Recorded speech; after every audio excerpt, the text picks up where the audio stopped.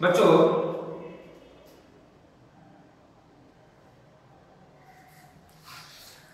हम लोग चौथे वर्ग में नैतिक शिक्षा में पहले पाठ की ओर अग्रसर होंगे। उस पाठ का शीर्षक है ईश्वर की कृपा। तुम तो मुझे जानते ही हो, मैं तुम्हारे विद्यालय का शिक्षक हूँ। मेरा नाम हुआ कृति दुलाल मल्लिक।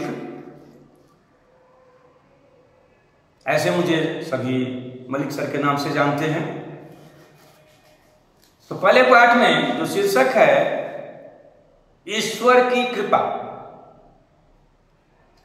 इस नाम से यह स्पष्ट होता है कि ईश्वर की कृपा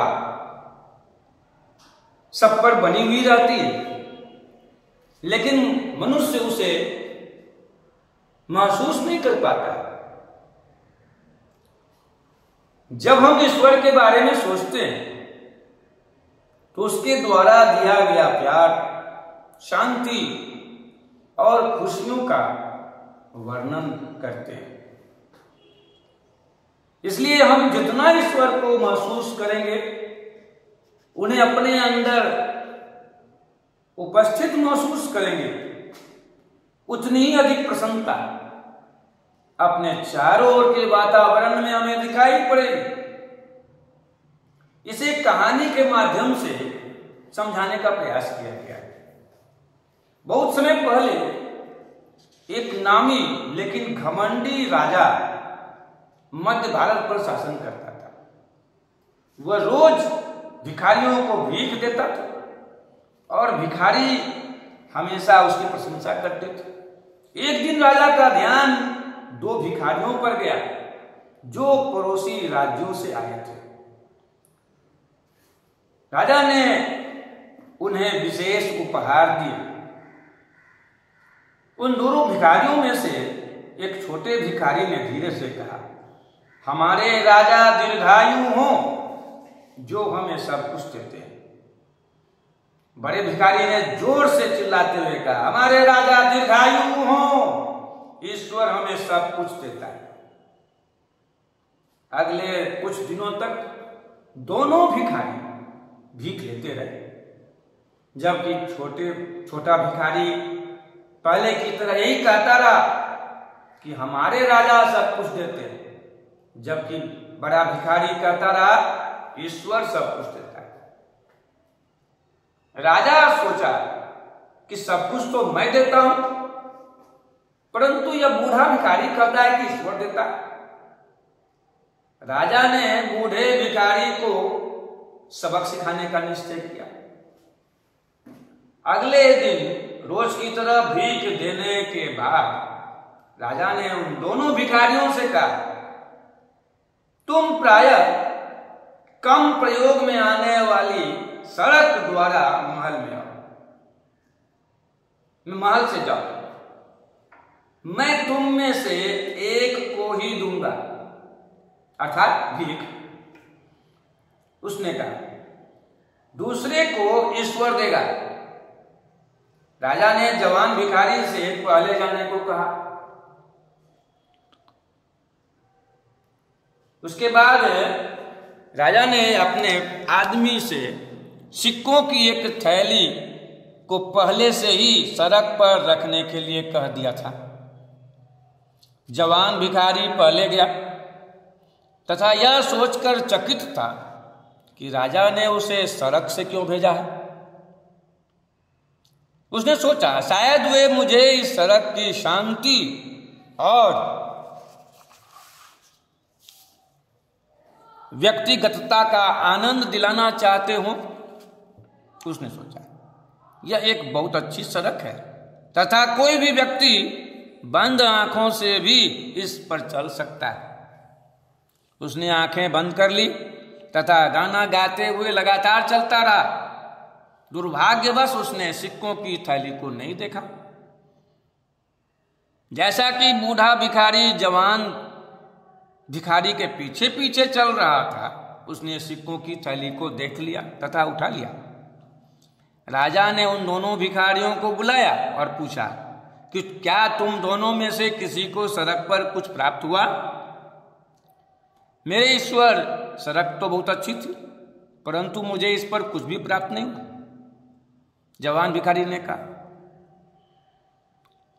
श्रीमान, सिक्कों की एक थैली मुझे प्राप्त हुई है। ईश्वर सब कुछ देता है, भिखारी ने कहा। बूढ़े भिखारी ने कहा। इस घटना ने राजा को बूढ़े भिखारी को अपना पक्ष और मजबूत करने के लिए बाध्य किया। जब दोनों भिखारी जा रहे थे तो राजा ने जवान भिखारी को बुलाया और उसे एक काशी फल दिया, जिसको हम लोग देहात में शरीफा कहते हैं। काशी फल खोखला था तथा उसके अंदर सोना भरा हुआ था, परंतु भिखारी यह बात नहीं जानता था। जवान भिखारी काशी फल को लेकर चला गया।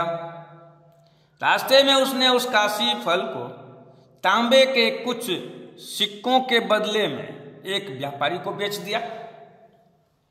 अगले दिन राजा ने भिखारी को बुलाया तथा पूछा कि क्या उसके साथ कोई असामान्य घटना घटी है। जवान भिखारी ने कहा, हे भगवान, मैंने आपके द्वारा दिए गए काशी फल को बेचकर तांबे के 2 सिक्के प्राप्त किए। राजा चौंका परंतु शांत रहा। और तुम? उसने बूढ़े भिखारी से पूछा। हे भगवान, ईश्वर महान है। एक व्यापारी ने मुझे भीख में एक काशी फल दिया था, जिसको हम लोग देहात में कदीमा कहते हैं। सॉरी, शरीफा नहीं, कदीमा, और इधर के लोग कोहरा कहते हैं। राजा, अच्छा, तो इसके बाद जब मैं घर गया, घर जाकर उसे काटा तो मुझे उसके अंदर सोने के 20 सिक्के प्राप्त हुए। राजा ने सहमति में अपना सिर हिलाया और कहा, मैं तुमसे सहमत हूं, ईश्वर ही सब कुछ देता है। तो बच्चों, यह ईश्वर की ही कृपा थी जिसे उस बूढ़े भिखारी को सब कुछ प्राप्त हुआ। तो यह समझ लो कि ईश्वर की कृपा से ही हमें सब कुछ प्राप्त होता है। हम जो कुछ अभी हैं वो ईश्वर की कृपा से ही हैं। कोई भी व्यक्ति ईश्वर की इच्छा या कृपा को बदल नहीं सकता। उसकी कृपा जिस पर होगी वह वैसा बनेगा। तुम जानते हो कि एक गरीब आदमी रातों रात लखपति बन जाता है। इसके पीछे ईश्वर की कृपा ही होती है। तो अपने आप को हमें निस्वार्थ भाव से, किसी प्रकार का कोई स्वार्थ नहीं रखना चाहिए, ईश्वर के प्रति समर्पित करना चाहिए। कबीरदास ने इसलिए कहा कि प्रेम न खेतों निपजे, प्रेम न हाट बिकाई, राजा परजा जेहि रुचे, शीश दे सो ले जाए।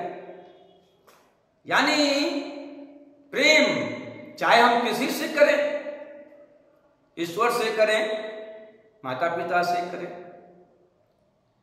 किसी प्रेमिका से करें, किसी से भी करें, लेकिन वह प्रेम एक भाव है, वो फीलिंग है जो न खेत में उपजता है न किसी बाजार में बिकता है। इसे राजा हो या प्रजा, जिसके अंदर यह भाव है प्राप्त करने का, अपने अंदर महसूस करने का, वही इसे ले सकता है। ऐसा करके हम मानवता और ईश्वर की सेवा कर सकते हैं।